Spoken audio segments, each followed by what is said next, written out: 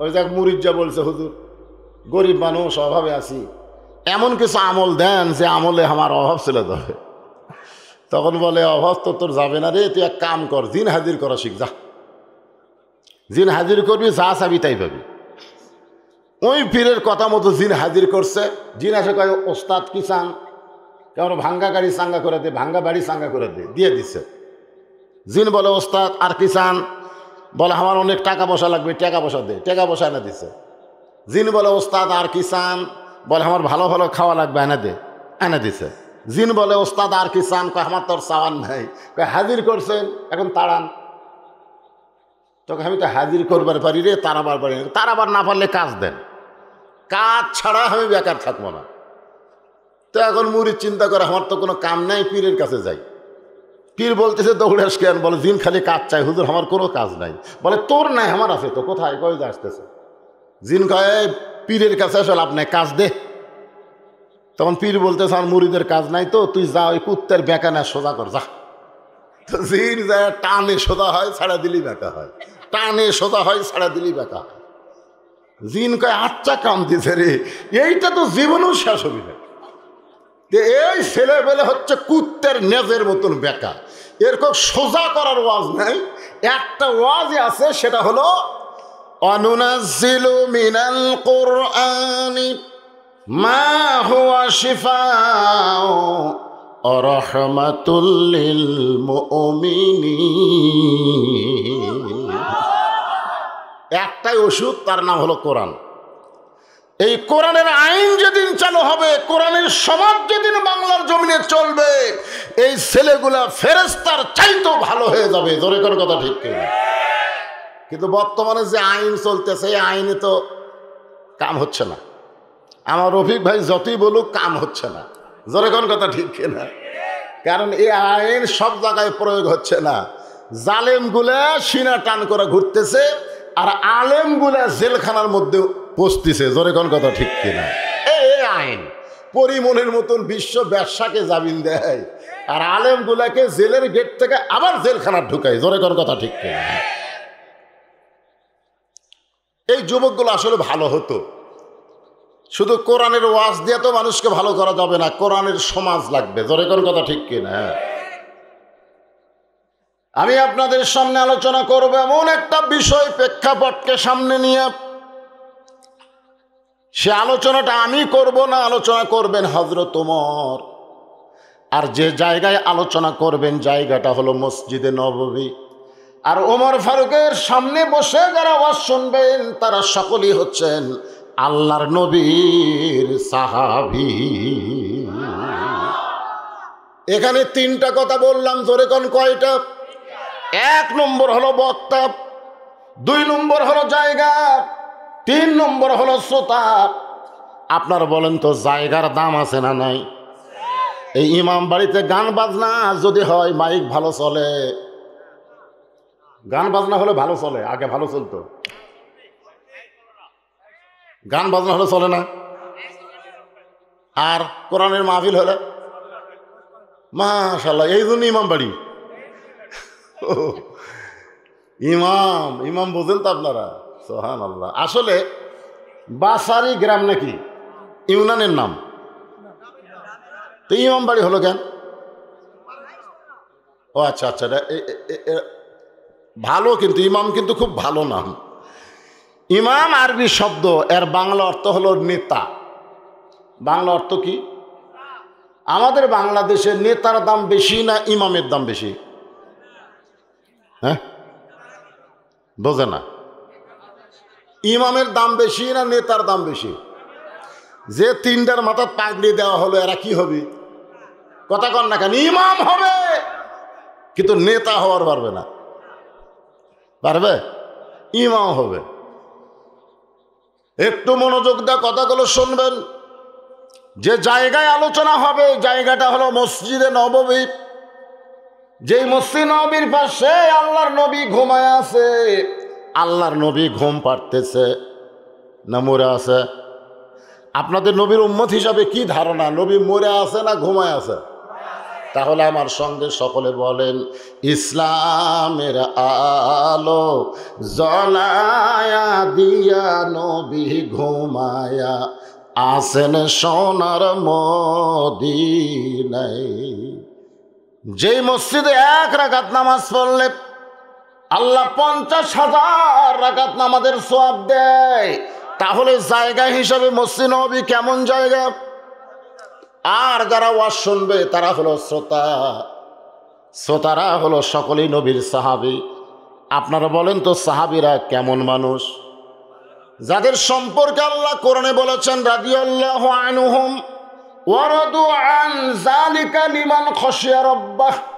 আল্লাহ নবীর সাহাবী যারা বিনা হিসাবে জান্নাতি তারা।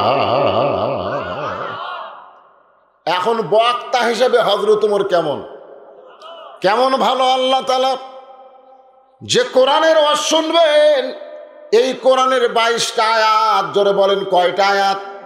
22টা আয়াত আল্লাহ তাআলা হযরত উমরের শানে নাজিল করেছে। আল্লাহ রাসূল বলেছেন, আমার পরে কেউ যদি নবী হতো, আল্লাহ নবীর পরে কেউ নবী হবে নাকি? কেউ হবে? আমাদের নবীর পরে কোনো নবী নাই। জোরে কোন, আমাদের নবীর পরে কোনো নবী নাই। যার প্রমাণ হলো ঈসা আলাইহিস সালাম। ঈসা আলাইহিস সালাম কিন্তু এখনো মরেনি, 4র্থ আসমানে আছে। জোরে কোন আসমানে? তাকে যখন আসমানে নিয়ে যাওয়া হলো, তখন ঈসা আলাইহিস সালাম বললেন, আল্লাহ, দুনিয়াতে মানুষ মরার জন্য যায়, তা আমার যে মরা হলো না। আল্লাহ কয়, তোমারও মরা হবে। তো এই 4র্থ আসমানে নাকি আমি মরবো। আল্লাহ বললেন, তোমার মৃত্যু হবে দুনিয়ায়। ঈসা বলতেছেন, আল্লাহ আবার কবে নবী করে দুনিয়াতে পাঠাবেন?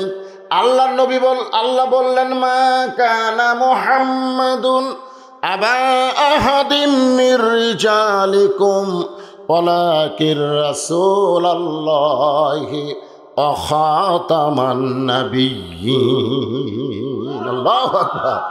কোরআনে আল্লাহ ডাইরেক্ট বলে দিয়েছে আমাদের নবীর পর আর কোনো নবী হবে, কিন্তু রাসূল বলেছেন কেউ যদি হতো তাহলে আল্লাহ হযরত উমরকে নবী বানায় দিত। কিন্তু নবুয়তের দরজা বন্ধ হয়েছে বলে উমর নবী হওয়ার পারবে না। তবে নবী হওয়ার সব যোগ্যতা আল্লাহ হযরত উমরকে দান করছে। তিনি হচ্ছেন বক্তা। এখন আপনাদের কাছে আমি জানতে চাই, বক্তা হিসেবে হযরত ওমর কেমন বক্তা? জায়গা হিসাবে মসজিদ নববী কেমন জায়গা? শ্রোতা হিসাবে সাহাবীরা কেমন শ্রোতা? এখন ওয়াজটা কেমন হবে? সামিনা ওয়া তাআনা। খালি ওয়াজ হবে না, আল্লাহ কোরআনে বলেছেন শুনতে হবে আমল করার নিয়তে। আজকে ওয়াজ শোনার পরে সূরা মাউন তো আল্লাহ বলতেছেন ধর্মের নামে তারাই মিথ্যাবাদী। কারা? আর আইতাল্লাযী ইউকাযযিবু বিদ্দির রাসূল। আপনি কি ধর্মের নামে, ধর্মের ভিতরে থেকে মিথ্যাবাদীকে আপনি দেখেছেন? আপনি চিনেন, আপনি জানেন কারা মিথ্যাবাদী? আজকে আমাদের মুসলমানের মধ্যে মুসলমান দাবি করে মিথ্যাবাদী কারা? আসলে এরা মুসলমান না। এখন দেখি তো আমরা কোন পর্যায়ে পড়ি। আল্লাহ কোরআনে বলেছেন, অমিনান নাসি মান ইয়াকুলু আমান্না বিল্লাহি ওয়া বিল ইয়াউমিল আখিরি ওয়া মা হুম বিমুমিনিন। কার আয়াত? কোরআনের আয়াত। যেরকম কিসের আয়াত? কিন্তু আয়াতটাকে আমাদের পক্ষে আল্লাহু আকবার তো মেরে দিলেন। এই আয়াতের মধ্যে আল্লাহ বলতেছেন, মানুষের মধ্যে এমন কিছু মানুষ আছে যারা বলে আমরা আল্লাহ বিশ্বাস করি, পরকালকে বিশ্বাস করি। আল্লাহ বলেছেন অহুয়া মুমিনিন। এরপরেও তারা মুমিন নয়, এরপরেও তারা মুমিন হতে পারে নাই। একটু মনোযোগ দিয়ে শুনতে হবে। ওমর ফারুক আল্লাহর প্রশংসা, নবীর প্রতি দরুদ পড়ে যখন ওয়াজ শুরু করবেন, সাহাবেরা যখন ওয়াজ শোনার জন্য ব্যস্ত হয়ে গেছেন, এমন সময় পিছন দিকে দাঁড়ায় একজন বেদুইন সাহাবী। যেই সাহাবী পাহাড়ের গুহার মধ্যে থাকে, তার নির্দিষ্ট কোনো ঘর বাড়ি নাই। বেদুইন সাহাবী মানে যাযাবর। জোরে বলেন কি? যাযাবর বোঝেন না? এখানে কিছুদিন থাকে, আবার আর এক জায়গায় যা কিছুদিন থাকে, নবীর সাথে বেশি সময় টাইম দিবার পারেনি, তারপরেও তারা সাহাবী। ধরে কারণ সুবহানাল্লাহ। পিছন দিক থেকে দাঁড়িয়ে বলতেছে, আমিরুল মুমিনিন, আপনি ওয়াজের পজিশন নিয়ে ওয়াজ করতে চান, আপনার ওয়াজ করার কোনো দরকার নাই, বরং আমি আপনাদেরকে একটু ওয়াজ শোনাবার চাই। ওমর ফারুক যখন ওয়াজ শুরু করবেন, ইন্ডিমেন্ট টাইমে ওই বেদুইন সাহাবী বলতেছে, আপনার ওয়াজ করার কোনো দরকার নাই, আমি একটু আপনাদের ওয়াজ শোনাবার চাই। এখন ওমর ফারুকের কাছে যে সাহাবী বসে থাকেন তার নাম হলো ওসমান গনি। ধরে যান, তার নাম কি? আল্লাহ রাসূল বলেছেন, আমি যখন ইমামতি করব, আমার পিছনে কাছে যে থাকবে তার নাম হলো আবু বকর।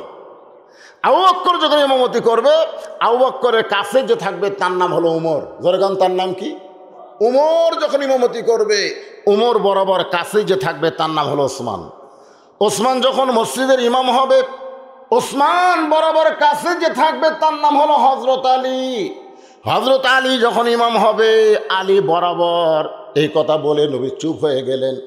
সাহাবীরা বললেন, হুজুর, আলীর কাছাকাছি কে থাকবে? আল্লাহর নবী বললেন, মা ইয়ানতিকু আনিল হাওয়া ইন হুয়া ইল্লা ওয়াহয়ুন ইউহা। আমি রাসূল ততক্ষণ পর্যন্ত বলতে পারি না যতক্ষণ পর্যন্ত আল্লাহ আমাকে না বলায়। আয়াত দা বোঝা গেল যে আলীর কাছাকাছি কে থাকবে এটা রাসূল বলতে পারেনি। না বলার পিছনে কারণ হলো এই পর্যন্তই হলো খোলাফায়ে রাশেদা। ধরে কারণ সুবহানাল্লাহ। ওসমান গনি বলতেছে, এই পাগল, তোমার কি হোশ নাই? ওমর ফারুকের মতন বক্তা যেখানে ওয়াজ করবে, সেখানে তোমার মতন ওয়াসিনা ওয়ার বাসিনের ওয়াজকে শুনবে। বাংলার মানুষ যাই বলুক, রাজাকার কোক আর যুদ্ধ অপরাধী কোক আর যাই কোক, সাইদি হুজুরের চাইতে বড় বক্তা কেউ আছে? এই জোরে এ সত্যি করে কন এটা। আরে যাই হোক, তাই যাই করুক না, তার চাইতে বড় বক্তা কেউ আছে? আমরা একর থেকে শুরু, বক্তার একর থেকে শুরু 100 পর্যন্ত ধরেন। একর থেকে কত পর্যন্ত? 100 পর্যন্ত। সাইদি হুজুর কিন্তু 100 পর্যন্ত পৌঁছে গেছে, আর আমরা একর থেকে 3-4 পর্যন্ত গেছি। কয় 4 পর্যন্ত? 3-4, কেউ হয়তো 8-9, খুব বেশি হলো 10-12 পর্যন্ত গেছে। কিন্তু ওই পর্যন্ত আমরা যাই বলি, তার চাইতে বড় বক্তা এই বাংলার জমিনে আর কেউ, সবাই এক বাক্যে বলেন, আর কেউ নাই। সেই সাইদি হুজুর যদি ওয়াজ করে, আর আমার মতন বক্তা যদি কয়, হুজুর আপনার ওয়াজ শোনার টাইম নাই, আমি একটু ওয়াজ আপনাকে শোনাবার চাই। আরে কাক শোনাবার? যারা শোনাবার চাচ্ছ তারা কি টাইম দিবে তোমার? সঙ্গে সঙ্গে হযরত ওমর আল্লাহর কোরআন থেকে তেলাওয়াত করলেন, আতিউল্লাহ ওয়া আতিউর রাসূল ওয়া উলিল আমরি মিনকুম। আল্লাহর আনুগত্য করো, নবীর অনুসরণ করো, আমি যে তোমাদের আমির, আমাকে কি তোমরা মানো? সমস্ত সাহাবী বলতেছে 100 বার মানি, 1000 বার মানি। ওমর ফারুক বললেন, তাহলে তোমরা বলো এখানে বক্তাকে? সবাই বলতেছে আপনি বক্তা। তাহলে আমার ওয়াজ বন্ধ করতে বলেছে। আমি কিছু না বলার আগে ওসমান গনি কেন দাঁড়ায় গেল? এটা কি আমিরকে মানা হলো? যে আমি ওমর কিছু বলার আগে কথা বলতেছে বক্তার বিরুদ্ধে, যে আপনার ওয়াজ করার দরকার নেই, আমি ওয়াজ শোনাবার চাই। তাহলে আমি কিছু বলার আগে ওসমান গনি তুমি দাঁড়ায় গেলে কেন? সঙ্গে সঙ্গে ওসমান গনি বসে গেছে। ওমর ফারুক যখন সাহাবী ছিলেন, তখন ছিলেন 1 নম্বর গরম। 1 নম্বর কি? গরম। আল্লাহ রাসূল বলেছে, আমার 4টা সাহাবী 1 নম্বর। নরমে 1 নম্বর আবু বকর, গরমে 1 নম্বর উমর, সম্পদে 1 নম্বর ওসমান, আর জ্ঞানী 1 নম্বর কে? আলী। কিন্তু হযরত উমর যখন থেকে খলিফা হয়েছেন, বাংলাদেশের মতন 96টা দেশের রাষ্ট্রপতি হয়েছেন, তখন থেকে তার মতো নরম আর কেউ ছিল না। জোরে কর সুবহানাল্লাহ। তাহলে এই কোরআনের কারসাজি কি? কোরআনের কারসাজি হলো, কোরআন যাকে নেতা বানায় দিবে, সেই নেতাটা নরম হবে না গরম হবে? আর আমাদের বাংলাদেশের নেতারা নরম, মাজা খাড়া হয় না, মাজা খাড়া হয় না, তারপরে 2 হাত দিয়ে ডাকে, খেলা হবে, খেলা হবে। জোরে কর কথা। তুই কি খেলবো রে? তোর মাজাই তো খাড়া হয় না। যার যা আছে তাইলে বের হও। এটা কোনোদিন নেতার বক্তব্য হতে পারে না, এটা হলো মাস্তানদের বক্তব্য। জোরে কোন কথা ঠিক কিনা? হ্যাঁ, ওমর ফারুক অর্ধ পৃথিবীর খলিফা হইয়া এভাবে জোড়হাত করে বললেন, রে বেদুইন সাহাবী, তুমি যখন ওয়াজ শোনাবার চাও আমার কোনো আপত্তি নেই, বরং তুমি পিছনে না থেকে সামনে আসো। বক্তাদের পিছনে থাকলে হবে না, সামনে আসা লাগবে। ওমর ফারুক আস্তে করে মেম্বর থেকে নেমে গেলেন। মেম্বর থেকে নেমে সাহাবীদের মধ্যে বসলেন, আর বেদুইন সাহাবীকে বললেন, তুমি যখন ওয়াজ করবা তাহলে তুমি মেম্বরে বসে ওয়াজ করো, আমরা তোমার ওয়াজ শুনতে চাই। এখন ওমর ফারুক যদি শ্রোতা হয় ওয়াজ শোনে, তাহলে সাহাবীদের আপত্তি করার কোনো জায়গা। বেদুইন সাহাবী হযরত ওমরের কাছে এসে দাঁড়িয়ে বললেন, আমিরুল মুমিনিন ওয়া উলিল আমরি মিনকুম, আল্লাহ কোরআনে বলেছে দেখা হলে খালি বলবা ঘরের চৌকাঠ যেন পাল্টায়। ঘরের কি পাল্টায়? চৌকাঠ যেন পাল্টায়। এই কথা বলে ইব্রাহিম নবী চলে গেছেন। কিছুদিন পরে ইসমাইল নবী আসলে লোকটার সঙ্গে দেখা, সালাম দিয়ে বলতেছে, আপনার বাবা আইছিল। যেই শুনছে বাবা আইছে, ওই রে কান্না শুরু। কানবেন কেন? বাবা একটা ওসিয়ত করছে, ঘরের চৌকাঠ পাল্টান লাগবে। ইসমাইল নবী বুঝবার পারছে এই চৌকাঠ মানে কোন চৌকাঠ। চৌকাঠত ঘুম ধরছে তো পাল্টান লাগবে না। তা আইসা বাড়ি দরজা খুলতে বউ কয়, কেমন আছে? এই তুই তালাক। কিসের কেমন আছে? কি জন্য তালাক? তোর বাপ তালাক। কেন তালাক? তোর মাও তালাক। আরে কিছু কথা না বলে তার তুই 14 গোষ্ঠী তালাক। যা, এ ওয়াজ আমি করছি। অনেক আলেম কাছে, হুজুর মানুষ তার বউ তালাক দিবি, তাই বলে 14 গোষ্ঠী তালাক কেমনে হলো? আমি বলে ঠিক আছে, তুমি তোর বউ তালাক দেয়, শ্বশুরকে আব্বা করে যাও। তুমি তোমার বউ তালাক দেয়, শ্বশুরক সালাম দেখে আব্বা কেমন আছে কি কয় খালি এরা শুনবে। ওই তখন কি বলে, এই তোর কে তোর আব্বা রে?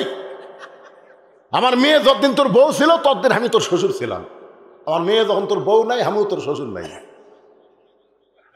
আম্মা আম্মা কয়ে ফেনা তুলতেছেন, বউ ছাড়া দিয়ে দেয়। এখন আম্মা দেশি মুরগি জব করে এক সন্ধ্যা ভাত খেলেন, আম্মা আম্মা ঘাঁটা বাড়ি করে, কে তোর আম্মা রে?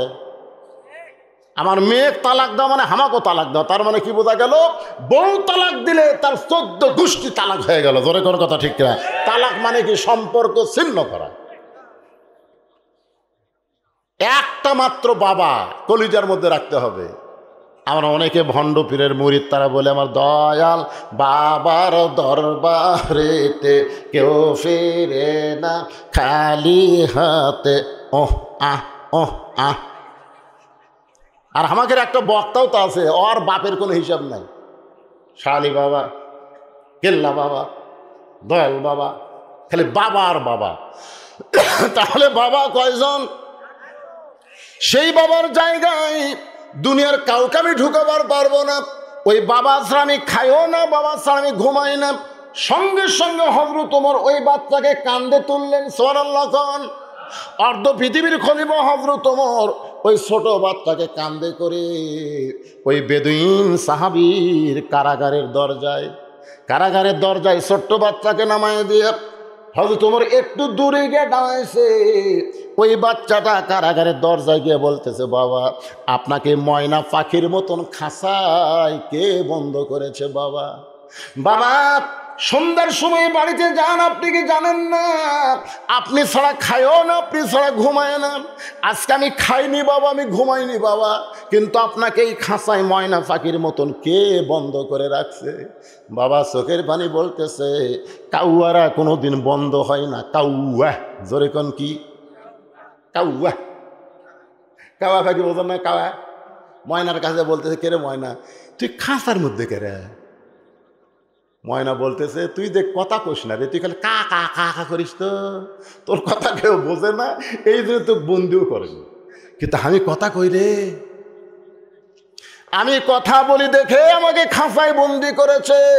আজকে বাংলাদেশে কাউয়ার মতন যারা কা কা করতেছে, তারা বাহিরে ঘুরতেছে, আর ময়না পাখির মতন যারা হক কথা কয় তাদেরকে বাতিল খাঁচায় বন্দি করে রেখেছে। বেদুইন সাহাবীর সন্তান বলতেছে, বাবা এই খাঁচায় ময়না পাখির মতন আপনাকে কে বন্ধ করেছে? বাবা একটা বার খালি তার নাম কোন, তাকে আমি সাইজ করব। ছোট্ট না একটা বাচ্চা বাপকে বলতেছে আপনার কে বন্ধ করছে, খালি নাম কন, খালি নাম কন, আমি তো এক সাইজ কর্ম কি করবো। ওরা হোক একটু দূরে থেকে মুসকি মুসকি হাসতেছে। মুসকি মুসকি হাসার কারণ হলো এরাই হলো প্রকৃত সন্তান, এরাই হলো প্রকৃত সন্তান। বাপের বিপদ দেখলে আগুনের মতন তারা গর্জা ওঠে, জোরে কোন কথা ঠিক কিনা?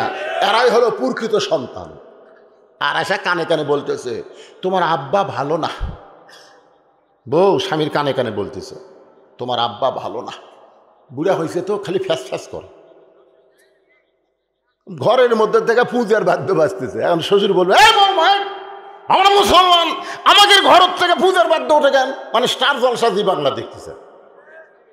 এখন বুড়া শ্বশুর হাজি মানুষ, তার বাড়িতে পূজার বাদ্য লো করে বাজবে, এটা সহ্য হবে? কথা কান এটা সহ্য হবে?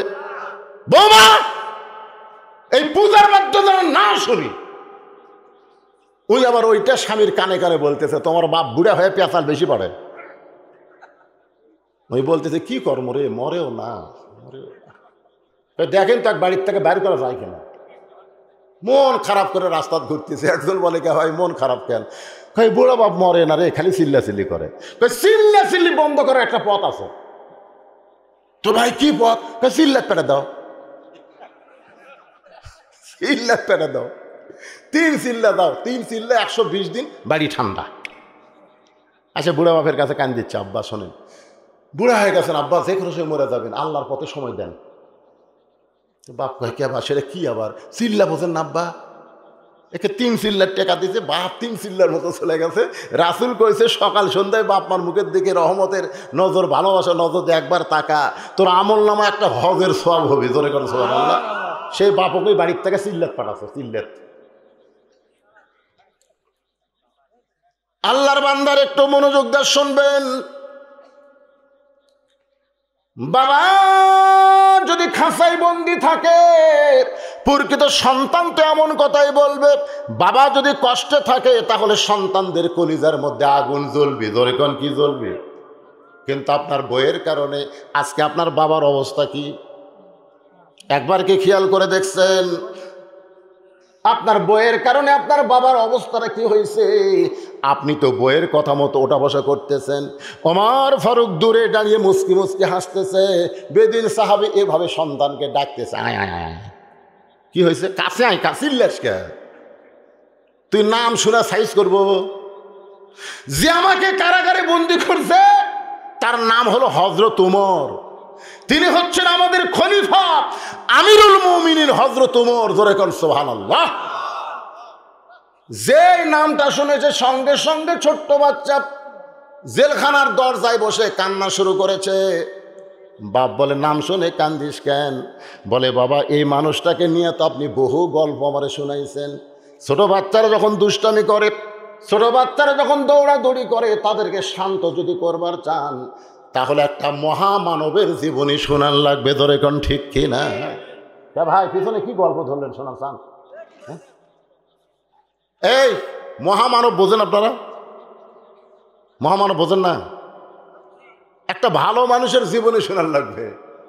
বাবা যে উমর আপনাকে কারাগারে বন্দি করছে সে উমর সম্পর্কে আপনি তো অনেক গল্প করেছেন। একদিন বেদুইন সাহাবী তার সন্তানকে কোলের মধ্যে নিয়ে বলতেছে, আল্লাহ আমাদেরকে ভাগ্যগুণ একটা আমির দিয়েছে, তার জীবনের একটা গল্প শোনো। এখন ছেলে বলতেছে বাবা কি গল্প? বেদুইন সাহাবী বলতেছে হযরত উমর দুনিয়ার সব মানুষ যখন ঘুম পাড়ে তখন হযরত উমর ঘুম পাড়ে না। তিনি একা একা মানুষের দুঃখ কষ্ট নিজের চোখে দেখার জন্যে রাস্তা দিয়ে চলতেছে। হঠাৎ ঘরের মধ্যে থেকে আওয়াজ আসতেছে। উমর ফারুক একটু কান লাগালেন, দেখি কি আওয়াজ হয়। মা তার মেয়েকে বলতেছে দুধের মধ্যে পানি দে, দুধের মধ্যে পানি দে, 500 দুধ 100 পানি 600 বিক্রি করব। মেয়েটা বলতেছে মা উমর ফারুক আল্লাহর কোরআন দিয়ে রাষ্ট্র চালায়, আর রাশি আল মুরতাশি কিলাহুমা ফিন্নার। এই দুধের মধ্যে পানি দেওয়া যাবে না, এই দুধের মধ্যে পানি দেওয়া যাবে না। মা বলতেছে উমর আল্লাহর আইন দিয়ে রাষ্ট্র চালায়, উমর ঘুম পাড়তেছে, এখন দুধের মধ্যে পানি দিলে কে বুঝবার পারবে? মেয়েটা চিল্লায় বলে মা আল্লাহর কোরআনের আইন চালু করে উমর ঘুম পাড়তে পারে, কিন্তু কোরআনের মালিক আল্লাহ কিন্তু ঘুমাই না। কেউ না দেখলে কে দেখে? এই কথা শোনার পরে হয়তো তোমার মারছে দৌড়, এক দৌড়ে বাড়ির দরজায়, আব্দুল্লাহর মা। যেই কথা আব্দুল্লাহর মা, সঙ্গে সঙ্গে দরজা খোলা। ওর ফারুক ফোন করছে, কে রে? আমি সন্ধ্যার সময় এসার পরে বাড়ির থেকে বের হই, তাহাজ্জুদের সময় না হলে আমি আসি না। তাহলে তোমাকে আব্দুল্লাহর মা বলতে দরজা খুললা কেমনে? বউ বলতেছে চোর ধরা পড়ছে। বলে চোর ধরা পড়ছে মানে? আমি সারা জীবন, আপনি যতদিন হলে রাত্রে মানুষের দুঃখ কষ্ট দেখেন, আল্লাহ শপথ করে বলতেছে আমি কোনোদিন বিছনায় ঘুমাই না, আমি দরজার কাছে দাঁড়িয়ে থাকি আর আল্লাহর কাছে বলে, আল্লাহ আমার স্বামীকে তোমার হেফাজতে পাঠায় দিলাম, দুনিয়ার সমস্ত শত্রু থেকে আমার স্বামীকে মুক্ত করো। আমার স্বামী ঘুরে ঘুরে মানুষের দুঃখ কষ্ট দেখবে আর আমি আরামের ঘুম দিব, এমন বিবে আমি না। আমি সবসময় দরজায় দাঁড়িয়ে থাকি, আপনি আসা মাত্র দরজা খুলে দেওয়ার জন্যে। ওমর ফারুক বউকে বুকের মধ্যে নিয়ে কপালের মাঝখানে একটা চুমা দিলেন। আল্লাহ রাসূল বলেছেন, তোমার বিবির দুই ভুরুর মাঝখানে তুমি যদি একটা চুমা দাও, তোমার আমল নামায় একটা ওমরা হজের সওয়াব আল্লাহ দিয়া দিবে। সুবহানাল্লাহ, ধরে কর। এই দেখেন, এই হুজুর, এই হুজুর কি আছে রে বাবা? কি আপনার কি বিরক্ত হচ্ছে? এই যে দেখেন, আমার দিকে দেখেন, এই যে দুই ভুরুর মাঝখানে, এই ভুরুর মাঝখানে মিডল পয়েন্টে একটু শব্দ করবেন, একটু শব্দ করে যদি একটা চুমা দিবার পারেন, আপনার বইয়ের দুই ভুরুর মাঝখানে আপনার আমল নামায় আল্লাহ একটা ওমরা হজের সওয়াব দিবে। ওমরা হজের সওয়াব। আমি বহু হুজুরকে বলছি, কে ভাই আপনার বইয়ের ভুরু দেখছেন কোন দিকে? না হুজুর, দেখার টাইম পাইনি। তার মানে চুমাই দেয়নি, কারণ চুমা দিবার গেলে দেখে পাবি না। এ কথা কোন দেখে পারবে, কে পারবে না? আমার মায়েরা বোনেরা যারা আছেন, একটু মনোযোগ দিয়ে শোনেন। ওমর ফারুক তার বিবিকে বলতে, বিবি গো, আব্দুল্লাহর বউ পাওয়া গেছে। আব্দুল্লাহ হলো ওমর ফারুকের ছেলে। বলে আব্দুল্লাহর বউ পাওয়া গেছে। আব্দুল্লাহর মা ওমর ফারুক চমকে উঠছে। চমকে উঠলে কেন? আমি তো জানি আপনি রাতের অন্ধকারে মানুষের দুঃখ কষ্ট দেখবার চান, আপনি যে বেটার বউ খুঁজবার চান, এইটা তো আমি জানি না। ওমর ফারুক বলতেছে, বিবিরে ভাগ্য যদি ভালো হয়, কি কয় একটা কথা নাই, আল্লাহ যদি দেয় ছাপ্পড় ফেলে দেয়, জোরে কোন কথা ঠিক কিনা? তো ওমর ফারুকের বউ বলতেছে, তাহলে আব্দুল্লাহর বউয়ের ঢপ কেমন? ওমর ফারুক বলতেছে, আমি কি দেখছি তাই? আর বেটার বউ তো বেটা ছাড়া বাপ দেখা জায়েজ নাই। সুবহানাল্লাহ না? খেন আপনারা কারা দেখেন, বেটা দেখে না বাপ দেখে? আমার এক মুরব্বী বলতেছে, এ পর্যন্ত 17টা দেখছি, এখন পর্যন্ত পছন্দ হয়নি। আমি বললাম, কে ভাই বুড়া বয়সে আবার বিয়ে করবেন? কয় না হুজুর, আমার জন্য নয়তো, আমার ছেলের জন্য দেখলাম। আমি কীভাবে দেখছেন হুজুর? লাইড়া ছেড়া দেখছি ভাই, লাইড়া ছেড়া দেখছে। বেটার বউ দেখি তো মা তোমার হাতটা, দেখি তো মা হাত দেখি চাল লাগতেছে, দেখি তো মা তোমার চুলটা, দেখি তো মা চুল দেখতেছে। লাইড়া ছেড়া 17টা, কয়টা দেখছে? ওই দেখতে দেখতে লুচ্চা হয়ে গেছে। ওই আর বেটাকে বিয়ে করার পারবি রে, আরো 30টা লাড়বি। হাসতেছেন। ওমর ফারুককে বেটার বউ দেখিছে, এরকম দেখছে। দেখা চলবে না, দেখা চলবে না, কারণ বিয়ের আগে বেটার জন্যও যা, বাপের জন্যও তাই। তাহলে আপনি বুড়া কেমনে দেখবার যান? ওটা কি আপনার বেটার বউ হসে নাকি? বউ হসে? তো এই জন্য বিয়ার আগে বেটার জন্যেও যা, বাপের জন্যও তাই। ওমর ফারুক বললেন, বিবি গো, আমি শুনতে পাইলাম, আমি এমন একটা কথা শুনেছি, ওই মেয়েটার সঙ্গে যদি আমার আব্দুল্লাহর বিয়া হয়, তাহলে আব্দুল্লাহর বইয়ের পেট থেকে যে সন্তান হবে, ওই সন্তানটা আল্লাহর ওলি হবে। সুবহানাল্লাহ খান। ওই মেয়েটার সঙ্গে হযরত ওমরের ছেলে আব্দুল্লাহর বিয়া হলো। সেই মেয়ের পেট থেকে যে সন্তান হলো, সেই সন্তানটা হলো উমর ইবনে আব্দুল আজিজ। তার জীবনে পড়ে দেখবেন, সে এত সুন্দর মানুষ। আমার মায়েরা শোনেন, মা যদি ভালো হয়, পেটের বাচ্চা আল্লাহর ওলি হয়ে যায়। ওমর ফারুক সম্পর্কে এমন গল্প আপনি আমারে শোনাইছেন বাবা, আজকে সেই মহামানবটা আপনাকে জেলখানায় বন্দি করলো। আমার মনে হয় আপনি দোষ করেছেন। কিন্তু আগে কি করছে? খালি নাম কন, সাইজ কর্ম। এখন কি বলতে স্যার? না, ওই মহামানব যখন আপনাকে জেলখানায় বন্দি করছে তাহলে আপনি নিশ্চয়ই দোষ করছেন। দোষ না করলে তো উমরের মতো মানুষ আপনাকে জেলখানায় বন্দি করবে না। এবার বাবা ছেলের দিকে তাকায় বলে, বেটা রে, উমর আমাকে জেলখানায় বন্দি করেছে। শুধু উমর একলা না, উমরের সামনে হাজার হাজার সাহাবী ছিল, তারা সহ কোলে মিলে আমাকে জেলখানায় বন্দি করেছে। ও বেটা, এই জেলখানা থেকে যদি আমাকে বের করতে চাস তাহলে তোকে শিক্ষামন্ত্রী হযরত আলীর কাছে যেতে হবে। সুবহানাল্লাহ। কারণ আমি যেখানে 3টা ওয়াজ করছি, খুব মনোযোগ দিয়ে শোনেন, আমি যেখানে 3টা ওয়াজ করছি ওই জায়গায় উমর ফারুক ছিল, ওসমান গনি ছিল, সমস্ত সাহাবী ছিল, কিন্তু শিক্ষামন্ত্রী হযরত আলী ছিল না। আলী যদি ওই অনুষ্ঠানে থাকতো তাহলে আজকে আমাকে জেলখানায় বন্দি জীবন কাটাতে হইতো না, আমার গলায় ফুলের মালা পরাতো। সুবহানাল্লাহ কন্যা কেন? কারণ আমি যে 3টা ওয়াজ করছি, এই 3টা ওয়াজ আলী ছাড়া বোঝার ক্ষমতা কারো নেই। সুবহানাল্লাহ কন্যা কেন? যে ওয়াজের কারণে আজকে আমাকে জেলখানায় উমর ফারুক সহ সব সাহাবী মিলা বন্ধ করছে, যদি আলী ওখানে থাকতো তাহলে আমাকে জেলখানায় বন্দি হওয়া লাগতো না, আমার গলায় মালা দিত, ফুলের মালা। ধরে কোন কিসের মালা? তো এখন ছেলে বলতেছে, আব্বা কি ওয়াজ করছেন? বলো, ওয়াজ তো শোনানোর দরকার নাই, তুই শিক্ষামন্ত্রীর কাছে যা, খালি যাই আমার কথা ক। খালি আমার বাবাকে উমর ফারুক জেলখানায় বন্দি করেছে এই কথা বলে হযরত আলীকে আমার কাছে একটু নিয়ে আয়, তোকে একটু কষ্ট করে শিক্ষামন্ত্রী হযরত আলীর কাছে যাইতে হবে। আল্লাহর নবী যখন মদিনার প্রেসিডেন্ট ছিল তখন ধর্মমন্ত্রী ছিল হযরত আবু বকর, আইনমন্ত্রী ছিল হযরত ওমর, অর্থমন্ত্রী ওসমান, শিক্ষামন্ত্রী হযরত আলী। আবু বকর যখন মদিনার খলিফা ওই সময় শিক্ষামন্ত্রী হযরত আলী। ওসমান গনি যখন মদিনার খলিফা, ওমর ফারুক যখন মদিনার খলিফা ওই সময় শিক্ষামন্ত্রী হযরত আলী। আবার ওসমান গনি যখন মদিনার খলিফা ওই সময় শিক্ষামন্ত্রী হলেন হযরত আলী। ধরে কেন? সুবহানাল্লাহ। শিক্ষামন্ত্রী মানে বুঝতেছেন তো কোন শিক্ষা? আজকে আমাদের বাংলাদেশের শিক্ষামন্ত্রী আছে না নাই?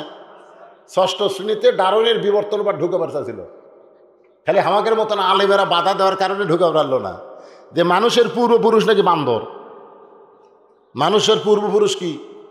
আল্লাহ রাসূল বলেছেন, শোনেন কোন শিক্ষা শিক্ষামন্ত্রী শোনেন।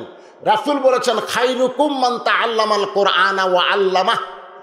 ওই ব্যক্তির চাইতে সম্মানী দামি কোনো ব্যক্তি নাই যেই ব্যক্তি আল্লাহর রাস্তায় কোরআন পড়ে এবং কোরআনের শিক্ষা দেয়। জোরে কর সুবহানাল্লাহ। তাহলে আমাদের শিক্ষামন্ত্রী বর্তমান যেটা আছে, প্রাইমারির দাম দিছে, কিন্তু এই মাদ্রাসা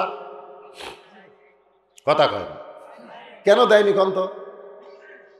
এই মাদ্রাসার মাহফিলের অতিথি কিন্তু এমপি হয়, চেয়ারম্যান হয়, কিন্তু এই মাদ্রাসায় কিন্তু এমপি চেয়ারম্যানের বেটারা পড়ে না। যাদের মাথার পাগড়ি দেওয়া হলো 2টা তো অন্য থানার, একটা এই এলাকার। খোঁজলে দেখেন, এলাকারটারই খোঁজলে দেখেন, এর বাপের অবস্থা খুব একটা ভালো নয়, গরিব মানুষ নয়। আজকে আমরা যদি ধনী মানুষের সন্তান হতাম, বুঝলেন, আজকে মসজিদের সব ইমাম গরিব। দেখেন সব জিনিসের দাম বাড়িছে, ইমামের দাম বাড়েনি, বাড়ছে। যখন সোয়াবিন তেল 80 টাকা ছিল তখন ইমামের বেতন 5,000, এখন 200 টাকার কাছে 5,000। যখন গরুর গোস্ত 400 টাকা তখন ইমামের বেতন 5,000, এখন 700 টাকার কাছে তাও 5,000। সব জিনিসের দাম বাড়লো, কিন্তু ইমামের দাম বাড়লো না, মুয়াজ্জিনের দাম বাড়লো না। কারণ গরিব মানুষের চল যদি কথা চাকরি না যাক, এই জন্য গরিবের সওয়াল থেকে মুখ বন্ধ। এই মাদ্রাসায় যারা চাকরি করতেছে এর বেতনের খবর কি মালিক ভাই? এই মাদ্রাসায় যারা আছে বেতন বাড়াচ্ছেন, জিনিসপত্রের দাম তো বাড়লো, বাড়াচ্ছেন, ওই কুটি চলে যাচ্ছে। যে ও যারা দেখতেছেন ওদের ঘুরতেছে, ওরা ঘোরা পেটে ভাই, চলে যাবে, এখন যাবে, যেই কম দেন টাকা দেন তখনই চলে যাবে। আমি একটা লোককে ওটা দেখিনি, যারা লোক তারা উঠছে একটা, পেশাব করার জন্য 2-1টা, এরা তো লোকই নয়, এরা লোক দেয়, এরা বাপের পকেট মারা খায়। ওরা মাদ্রাসার দান করবে, ওরা 10টা টাকা পেলে নেট কিনে, ইন্টারনেট কিনে। ধরে কোন কথা ঠিক কিনা? এরা ফ্রি ফায়ার পাবজি খেলে এই করতেছে, এরা লোক। এইরকম অলোক উঠে গেলে তো আমার কোনো সমস্যা নাই। যে কয়টা জনগণ লোক তারা সব ঠিক আছে। কে বাবু মুরব্বী তুমি আর উঠলে কেন বাবা?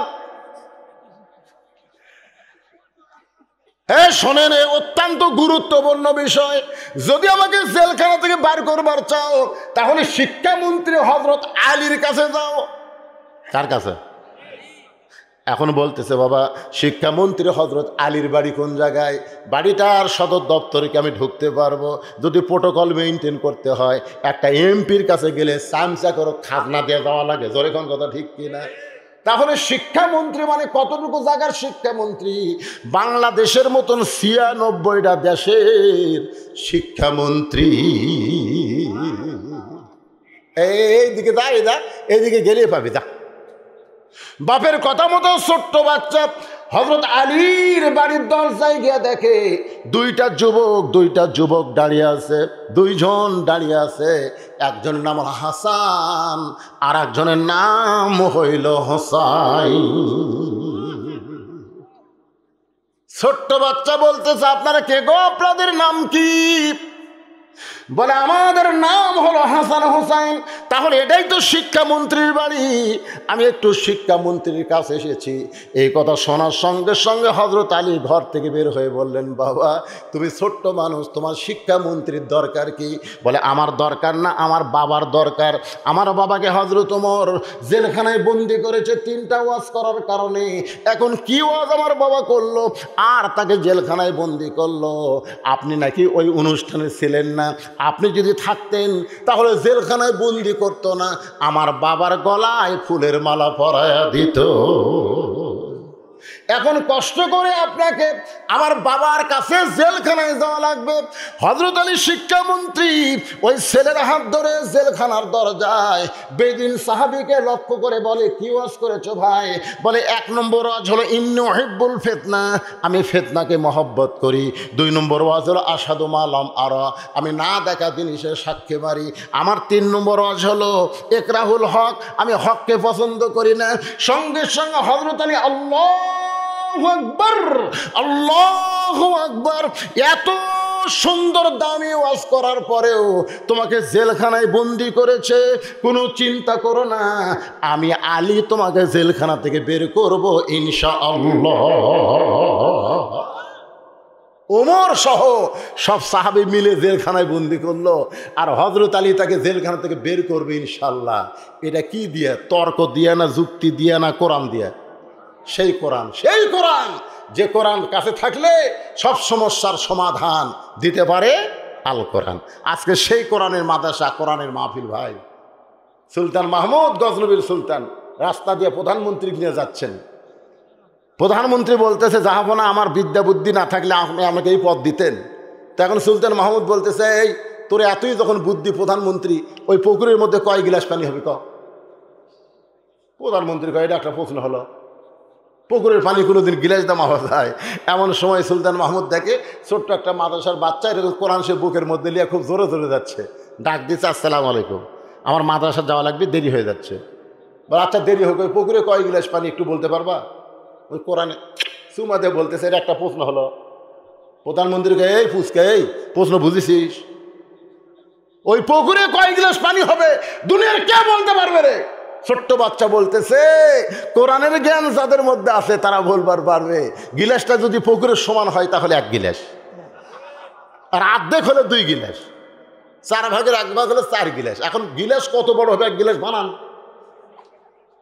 সুলতান মাহমুদ দৌড়ে গিয়ে বলতেছে আল্লাহ তোমার রাসূল বলেছে খায়রুকুম মান তাআল্লামাল কুরআনা ওয়া আল্লামা, এই কোরআনের জ্ঞান যার মধ্যে থাকবে তার মতো জ্ঞানী কেউ হবে না। তা আপনাদের ছোট বাচ্চার হাতে এই কোরআন শরীফ তুলে দেওয়ার দরকার আছে না নাই? আলহামদুলিল্লাহি রাব্বিল আলামিন, যে আল্লাহ শারীরিক সুস্থতা দান করে মানসিক প্রশান্তি লাভের জন্য আজকের এই কোরআন কারিমের মাহফিলে কবুল করলেন। আমরা সে আল্লাহর উপরে খুশি না বেজার? তাহলে জবান খুলে সমস্বরে সকলে বলবো রব্বানা লাকাল হামদ হামদান কাসীরান তাইয়িবান মুবারাকান ফীহি। এমন একজন আল্লাহর প্রশংসা করলাম যে আল্লাহর প্রশংসা করলে আল্লাহর কোনো লাভও নেই, আল্লাহর কোনো লসও নেই, বরং যারা প্রশংসা করবে তারাই লাভবান হবে। বক্তার প্রশংসা করেন, বক্তার লাভ, আপনাদের কোনো লাভ নাই। বক্তার সামনে বছর দাওয়াত বেড়ে যাবে, ঠিক কিনা বলেন? নেতার প্রশংসা করেন, আপনাদের কোনো লাভ নাই। লাভ হবে নেতার সামনে ইলেকশনে বেশি ভোট পাবে। ডাক্তারের প্রশংসা করেন, ডাক্তারের রুগী বেড়ে যাবে, কিন্তু যারা প্রশংসা করলো তাদের কোনো লাভ নাই।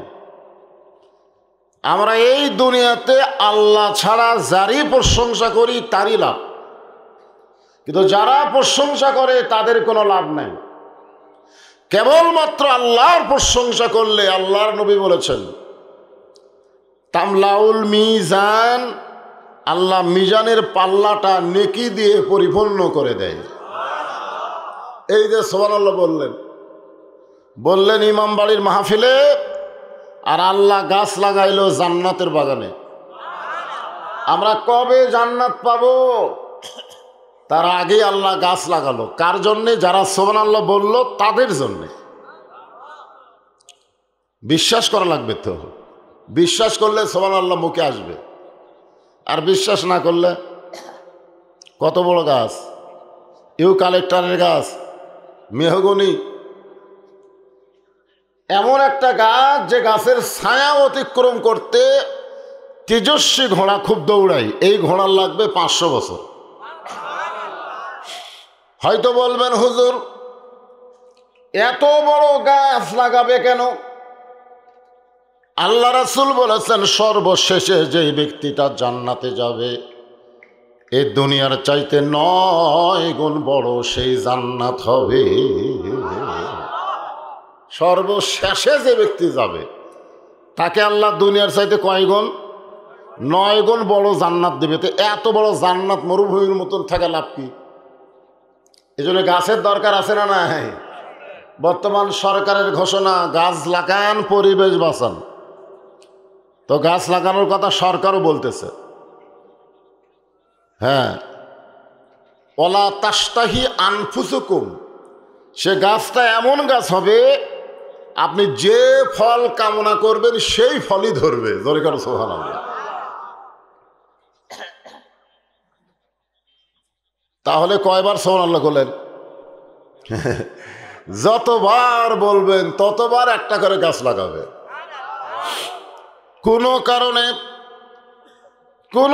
কারণে সুবহানাল্লাহ বলা মানুষগুলো যদি জান্নাতে না যায়, না জান্নাতে তো যাবেই, মার পিটন খাইয়া অনেকে যাবে। জোরে কোন ঠিক কিনা? অনেকে সরাসরি জান্নাতে যাবে, আর অনেকে পিটন টিটন খাইয়া তারপরে যাবে। আপনারা কি 2-4 দিন জাহান্নাম খাটা জান্নাত যাবার চাচ্ছেন? না, অনেকে বলে না হয় কিছুদিন জাহান্নাম খাটা লাগবে তারপরে তো জান্নাত পাবো। একজন আসামির ফাঁসি হবে। জোরে কোন কি হবে? না, ফাঁসি না, যাবজ্জীবন কারাদণ্ড হবে। যাবজ্জীবন মানে কমপক্ষে 15 বছর বা 20 বছর। ওই যাবজ্জীবন কারাদণ্ডের কথা শুনে খুব কাঁদতেছে। তা হাকিম বলতেছে তোমার যাবজ্জীবন কারাদণ্ড মাফ করে দিব। 1 ঘন্টা আগুনের চুলার মধ্যে হাত দিয়ে থাকা লাগবে। কয় ঘন্টা? 1 ঘন্টা। 20 বছর জেল, 1 ঘন্টা আগুনে হাত দিয়ে থাকবে। আপনারা বলেন তো ওই কি জেল নিবে না আগুনে হাত দিবে? বিচারক বলবে 1 ঘন্টা লাগবে না, মাত্র 5 মিনিট আগুনের মধ্যে হাত দিয়ে থাকবা, তোমার 20 বছর জেল মাফ করে দিব। লোকটা বলেন তো জেল নেবে না আগুনে 5 মিনিট হাত দিবে? হাকিম বলতেছে 1 মিনিট, ঘড়ি ধরে 60 সেকেন্ড কাল আগুনের মধ্যে হাতটা ঢুকাই থাকবা, 20 বছর জেল মাফ দিব। আপনারা বলেন হাত দিবে? তাহলে জাহান্নামকে 70 বার ধোয়া আনার পরে যে আগুন আমরা পাইছি সে আগুন পাওয়ারলেস। সে আগুনে যদি 1 মিনিট হাত দেওয়া থাকবার না পারি তাহলে 2-4 বছর জাহান্নাম খাটা জান্নাত যাবেন, এটা একটা কথা হলো? এই জন্যে আমরা যারা এখানে এসে বসেছি আমরা সরাসরি বিনা হিসাবে আল্লাহর জান্নাতে যাবার চাই। জোরে করে আমিন। জাহান্নামের ফেরেশতারা ধাক্কায় ধাক্কায় যখন জাহান্নামে নিয়ে যাবে, এমন সময় সুবহানাল্লাহ বলা গাছগুলো হাউমাউ করে কান্না শুরু করে দিবে। আল্লাহ বলবে, গাছগুলো কান্দিস কেন? গাছগুলো বলতেছে, আল্লাহ মালিক জাহান্নামে যাচ্ছে, আমরা কার আশায় জান্নাতে থাকব? যারা সুবহানাল্লাহ বলার কারণে আপনি জান্নাতে গাছ লাগালেন, সেই মালিকগুলা জাহান্নামে যাচ্ছে, তাহলে আমরা কার আশায় জান্নাতে থাকব? গাছ তোমরা কি চাও? গাছগুলো বলবে, মালিক যাবে যেখানে আমরাও যাব সেখানে। মালিকের সাথে একটা মহব্বত আছে না নাই? তো মালিক জাহান্নামে যাবে, আমরা কার আশায় থাকব? আল্লাহ তখন বলবে, জাহান্নামের আগুনে পোড়ানোর জন্য তোদেরকে আমি জান্নাতে লাগাইনি। গাছগুলো বলবে, আল্লাহ এটাই যদি আপনার চাওয়া হয়, তাহলে মালিকগুলো আমাদের দিকে ফিরাই দিলি তো লেটা চুকে যায়। আল্লাহ বলেছেন, ওয়াবতাগু ইলাইহি ওয়াসিলাতাম, ওই সুবহানাল্লাহ গাছের ওসিলায় ওই সকল জাহান্নামী বান্দাকে আবার আল্লাহ জান্নাতে ঘোষণা করে দিবে। এখন আপনারা ভাবতেছেন, হুজুর তাহলে তো সুবহানাল্লাহ বলি কাম হবে, আর তো কিছু লাগতেছে না। শোনেন, কেবলমাত্র রাসূল বলেছেন, কেবলমাত্র মুনাফিক ছাড়া, সে যত বড়ই পাপী হোক, কেবলমাত্র মুনাফিক ছাড়া, ইল্লা মুনাফিক মানে মুনাফিক ব্যতীত, সে যত বড়ই পাপী হোক, তার জবান দিয়ে যদি 3টা তসবিহ বের হয়, ধরে কোন কয়টা?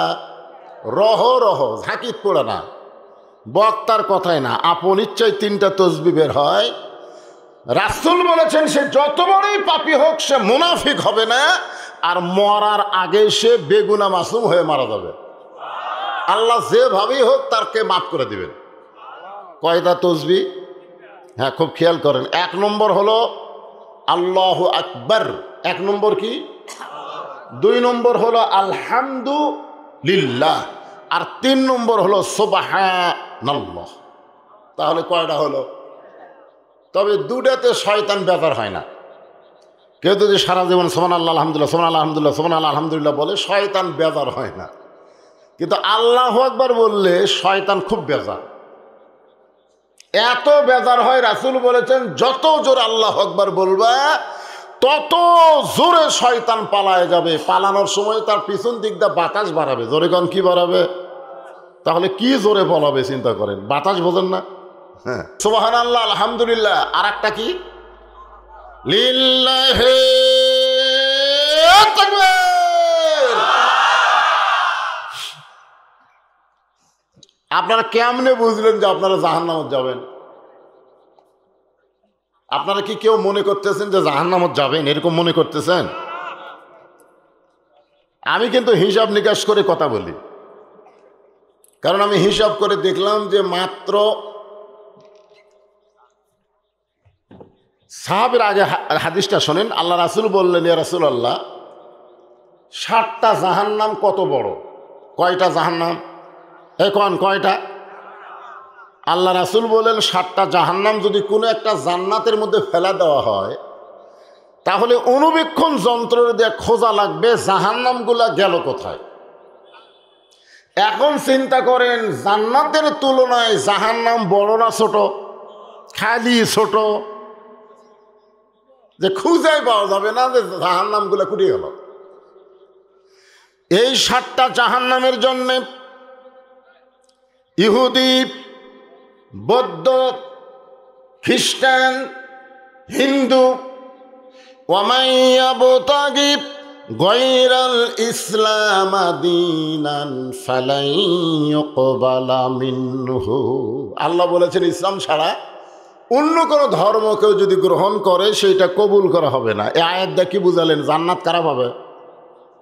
আরো জোরে কোন, মুসলমান হয়ে কথা বলতে সমস্যা আছে আপনাদের? জবান খুলে বলেন, কারা পাবে?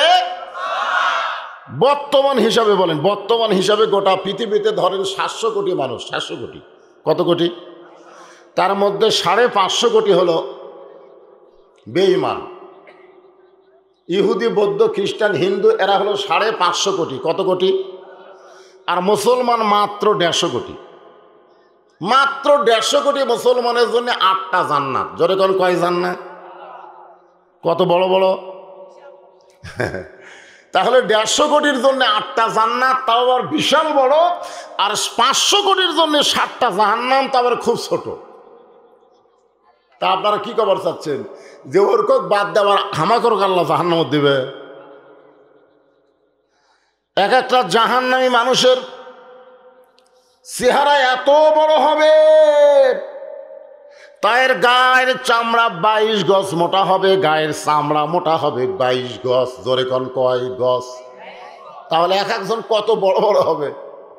আর এই 7টা জাহান্নামের মধ্যে এই 500 কোটি ঢুকবি রে, আর হামাকের জন্য 8টা জান্নাত। হিসাব করলে আমরা এমনি জান্নাতি। জোরে কোন কথা ঠিক কিনা? হিসাব করবেন না? আর এই জান্নাতের বাগানে যারা বসেছেন, বিশ্বাস করেন আপনারা এখানে বসেন নাই। আল্লাহ কোরআনে বলেছেন, এই যে কোরআন দেখেন, রহমাতি ওয়াসিয়াত কুল্লা শাইইন ফাসাকতুবুহু লিল্লাযিনা ইয়াত্তাকুন। আল্লাহ বলেছেন সব জায়গায় আমার রহমত থাকলেও রহমতের বাজেট সবার জন্য হয় না।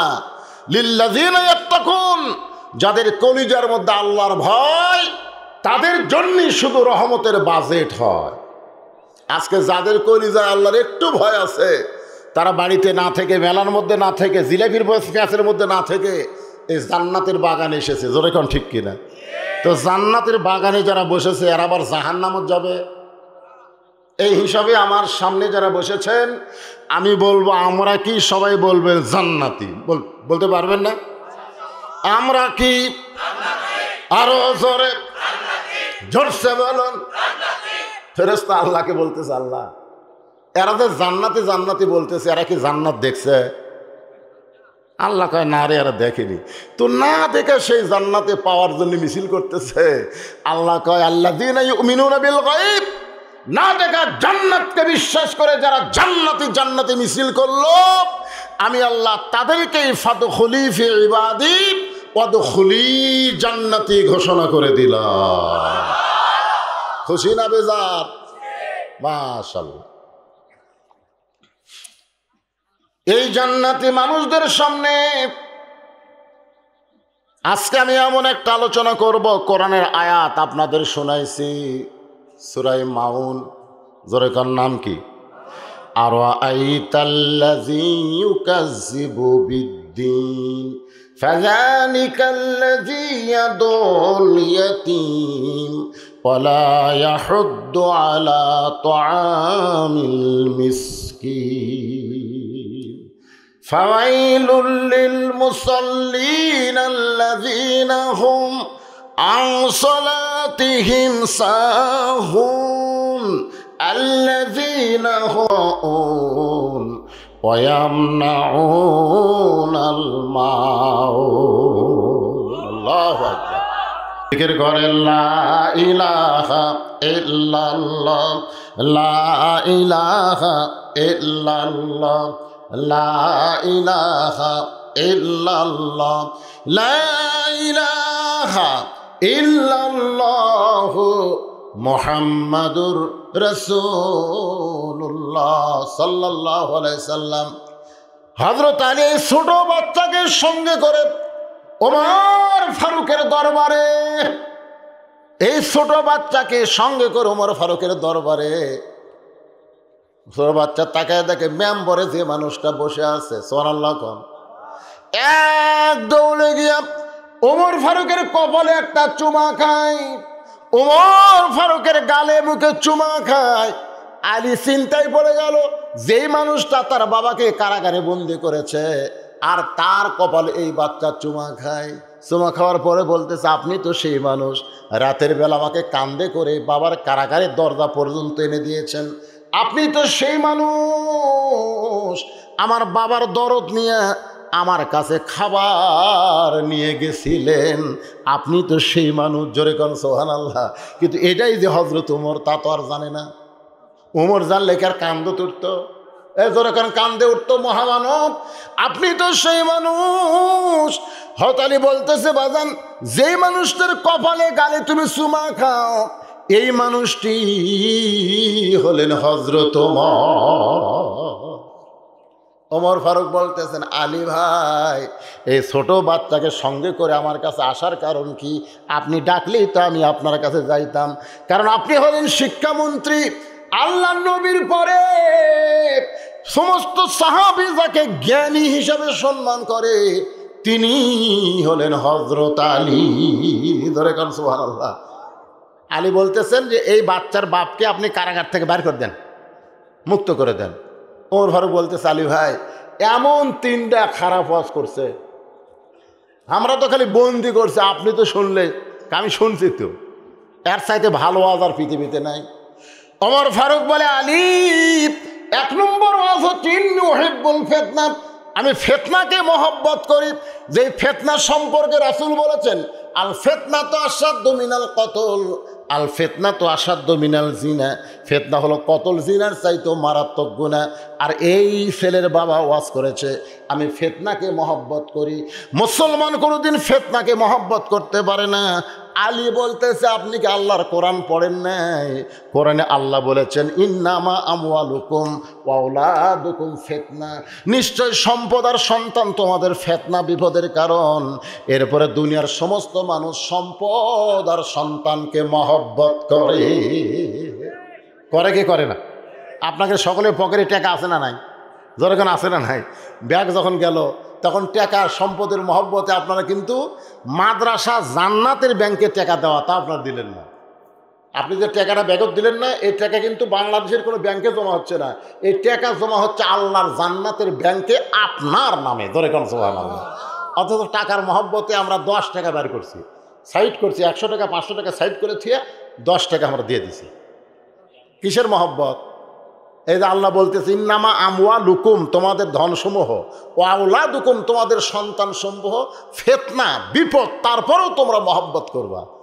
এই সন্তানগুলো যারা নামাজ পড়ে না, দেখবেন খাওয়ার সময় বাপ কিন্তু ডাকতেছে, আব্দুল্লাহ আয় আয় ভাত খাই, আয় আয় আয়। দুপুরে খাওয়ার সময় বাপ ডাকতেছে বেটা, অথচ জোহরে নামাজের সময় ডাকেনি।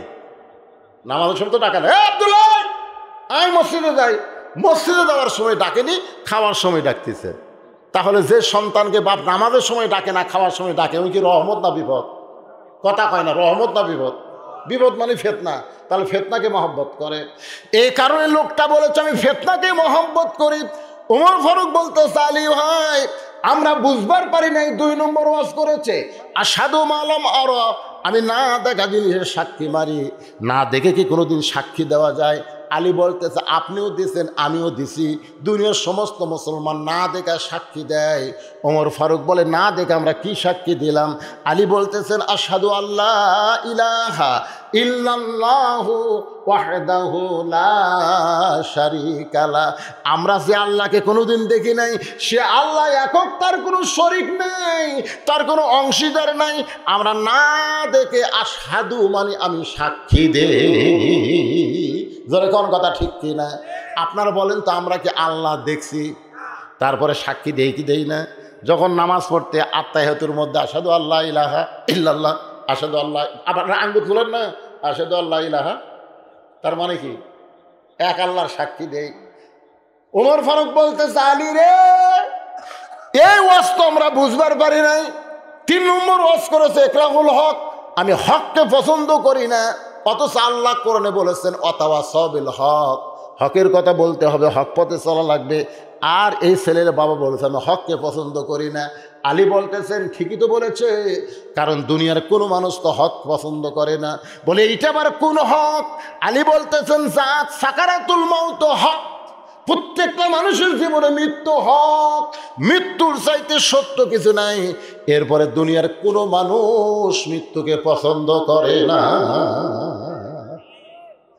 একজন বলতেছে, আল্লাহ তুমি হক চোখে দেখো না, আমি আর বাঁচতে চাই না আল্লাহ।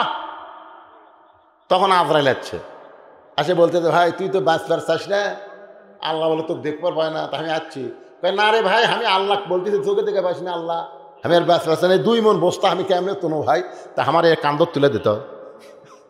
আজরাইলকে বলতে তার কান্দর তুলে দে, আমি কি মরার জন্য ডাকছি, তাই এ বস্তা কান্দর তুলে পারতেছি।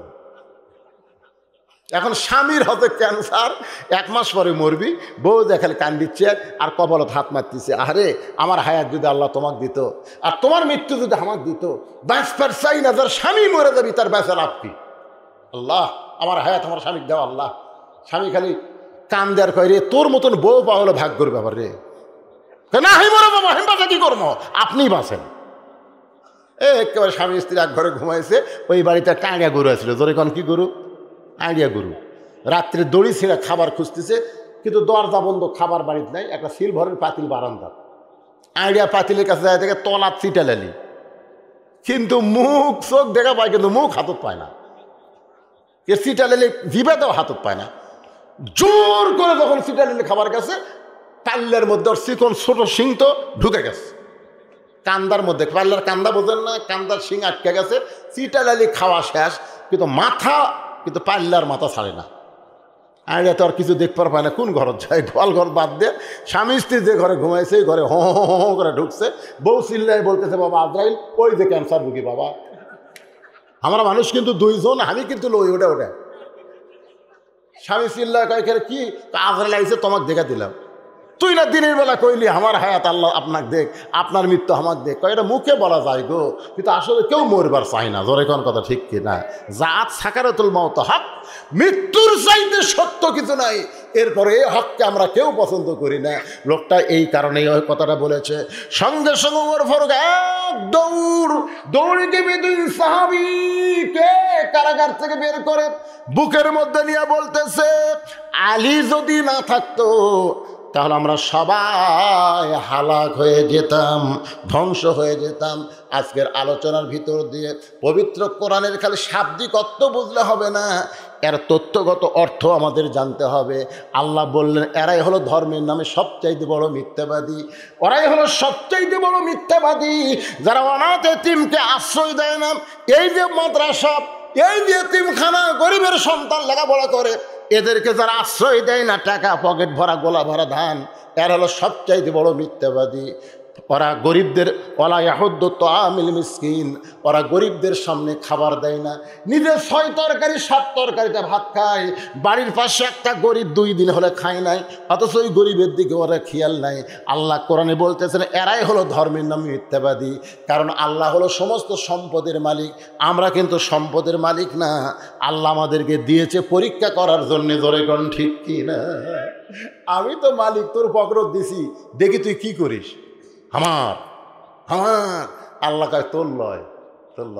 আমি নিজের চোখে দেখছি, ওই যে কুন্দার হাট থেকে যখন আপনার বগুড়া আসবেন গোয়াহিল রোডে, ওই রোডে একটা অ্যাক্সিডেন্ট হয়েছে গাছের সাথে বেঁচে।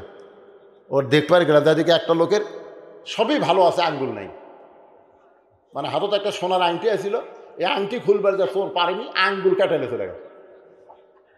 এই আংটি কিন্তু বহুবার দেখিছে রে, আংটি আমার রে, খালি মরিয়া দেখ কার। আজকে টাকা পয়সা সহায় সম্পত্তি সব থুয়ে যাচ্ছেন, কার জন্যে রেখে যাচ্ছেন? নিজের জন্য কি করতেছেন? এই জন্য তো গায়ক তার গানের মধ্যে বলেছেন, কিন্তু সেদিন ডাক পড়িবে কবর মাঝে যাইতে, জোগাড় কিছু করছো বন্ধু তার মাঝে বিছাইতে। ডানে কবর বামে কবর, নিচে কবর আছে যে, ওপর দিকে ছায়া দেখো বাঁশের ছাউনি দিছে কে। যে কোনো সময় আমাদের মৃত্যুর ডাক আসবে। জোরে কোন কথা ঠিক কিনা? এই ডাক আসার আগেই আমরা এই মাদ্রাসার হিতাকাঙ্ক্ষী হই, কোরআনের মহব্বতের পাগল হই। যারা দিবার পারেন নাই, আপনারা দিবেন ইনশাল্লাহ।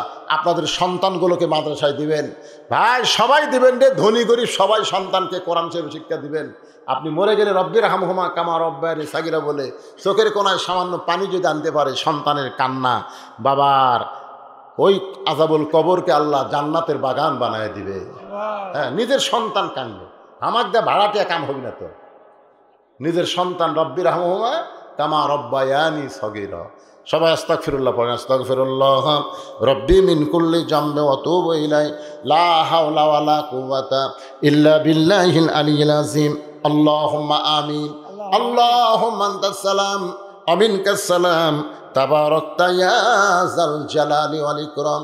আয় আল্লাহ তাআলা দীর্ঘ সময় ইমাম বাড়ি আল্লাহ ইতিমখানা মাদ্রাসা কমিটি কর্তৃক আয়োজিত আজকের এই তাফসীরুল কোরআন মাহফিল জান্নাতের বাগানে তোমার হাজার হাজার বান্দা বান্দীদের সঙ্গে করে আখিরে মোনাজাতে দুইখানা হাত তুলেছি। আল্লাহ মেহেরবানি করে আজকের মাহফিল আমাদের সকলের হিদায়াতের জন্যে, নাজাতের জন্যে, জান্নাতের জন্যে কবুল করে নাও। আল্লাহ এই মাহফিলের শুরু থেকে শেষ পর্যন্ত যে আলোচনা হয়েছে আল্লাহর মধ্যে যদি ত্রুটি হয়, ভুল হয়, মাফ করে দাও। এর যা হাদিয়া মঞ্জুর করো সোনার মদিনায় নবী পাকের রওজা মুবারকে আল্লাহ কবুল করে নাও। তামাম আম্বিয়ায়ে কেরাম, আসহাবে কেরাম, তাবেঈনে কেরাম, তাবা তাবেঈনে কেরাম, তামাম পৃথিবীর মাটির নিচে যত মুমিন মুমিনা শুয়ে আছে আল্লাহ সকলের আরওয়াহ পরে হাদিয়া কবুল করেন। আয় আল্লাহ তাআলা মাদ্রাসা আছে গোরস্থান, এই গোরস্থানে যাদের কবর হয়েছে আল্লাহ সব কবরগুলোকে জান্নাতের টুকরা কবুল করে নেন। এই মাদ্রাসাকে কিয়ামত পর্যন্ত কবুল করেন। এই মাদ্রাসার প্রতিষ্ঠাতা, মাদ্রাসার জায়গা দান করি, এই মাদ্রাসার সম্মানিত সভাপতি, মাদ্রাসার পরিচালক, মাদ্রাসার সেক্রেটারি, মাদ্রাসার ক্যাশিয়ার, মাদ্রাসার সদস্য, এই মাদ্রাসা কমিটি, মাদ্রাসার হিতাকাঙ্ক্ষী, মাদ্রাসার দাতা সকলকে এই মাদ্রাসার উসিলায় আল্লাহ জান্নাতি কবুল করে নেন। আজকে যারা নগদে বাকিতে দান করেছে আল্লাহ সকলের দানকে কবুল করেন। আমার মা বোনদের দানগুলো আল্লাহ আপনি কবুল করে নেন। আমরা যারা হাত তুলেছি আমাদের মধ্যে আমাদের জনম দুঃখনী মা যাদের কবরে গেছে আল্লাহ মায়ের কবর জান্নাতের টুকরা বানান। আমি সহ আমরা যারা বাবা হারেতিম হয়ে গেছি আল্লাহ মেহেরবানি করে বাবার কবরকে জান্নাতের টুকরা বানিয়ে দেন। আমার আব্দুল মালিক ভাইকে কবুল করেন, তার বড় ভাই আব্দুল খালেক দুনিয়াতে নাই, তার কবরকে আল্লাহ জান্নাত বানিয়ে দেন। মাদ্রাসার সেক্রেটারি বারবার আমাকে বলে হুজুর আমার দুইটা ছেলে সন্তান তারা পেটের মধ্যেই মৃত্যুবরণ করেছিল, কিন্তু আল্লাহ তাআলা আবার তাদেরকে জীবিত করে আমার কোলে দিয়েছে। ঈসা মুসাকে আল্লাহ আপনি ভালো রাখেন, সুস্থ রাখেন, হায়াত দারাজ করেন, বাপ মার কলিজা ভরায় দেন গো আল্লাহ।